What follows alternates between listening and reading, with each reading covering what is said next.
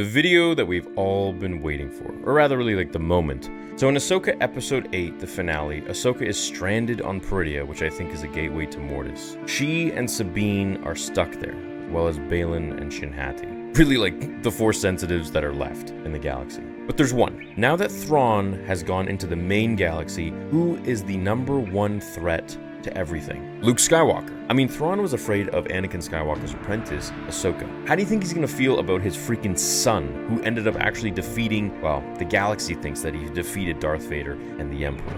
I think Thrawn is gonna be pissing his pants once he realizes that Luke Skywalker is Anakin's kid, Darth Vader's kid, and there's two of them, Leia too. I feel like then we could actually start with Heir to the Empire with Joruus C'baoth or something like that. I think that's where everything could come into play. But I just want to say that this is essentially going to be Luke's story, unless they completely deviate and turn it around or like mess it up somehow. But this is really going to be the first sequel trilogy for me. This is the first sequel story. I feel like Ahsoka really set things up and kind of pushed everyone outside of the main galaxy except for Luke Skywalker to save the day. I mean, yeah, Mando, Grogu, sure, but that's not Luke, right? Luke had to save Grogu's butt. So I think that the only reason that Ahsoka really happened was to kind of establish the fact that Luke is the only one in that galaxy and separate these two extremely powerful beings of Ahsoka and Luke, because it's kind of hard to have, you know, the hero that we all want, which is Luke.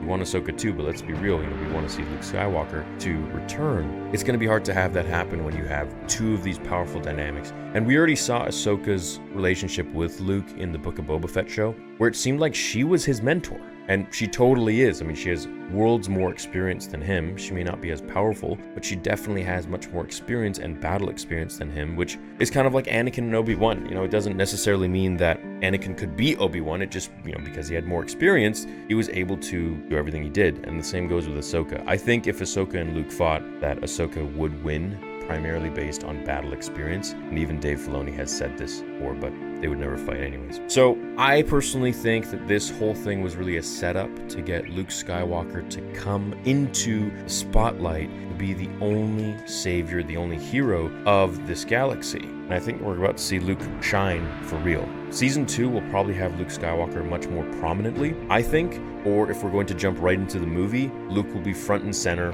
right there. And maybe Ahsoka will eventually get over to the main galaxy and things will get really interesting. And it'll be kind of like Endgame, where Thrawn brings in his whole crew of people, and then Luke brings in everybody, you know, Boba Fett, Sabine, Bo-Katan, Mando, Grogu, you know, literally everybody coming in there that we've seen, and they're all on one side. Maybe even Baylan and Shin Hati show up somehow, and they're like on the side of the Jedi. And then we have like Thrawn and the Night Sisters, and he has like some dark Jedi with him, Joruus C'baoth style.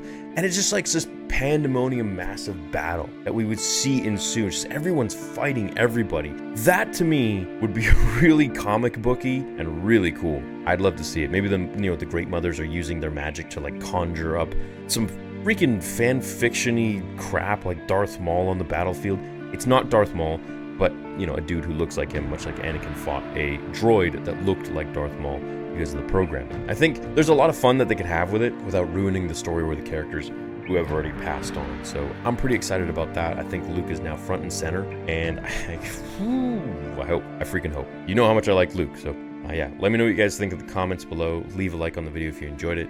Check me out on Spotify and iTunes, and I'll see you all in the next one. Until then, remember, my fellow Jedi and Sith friends, the Force will be with you always.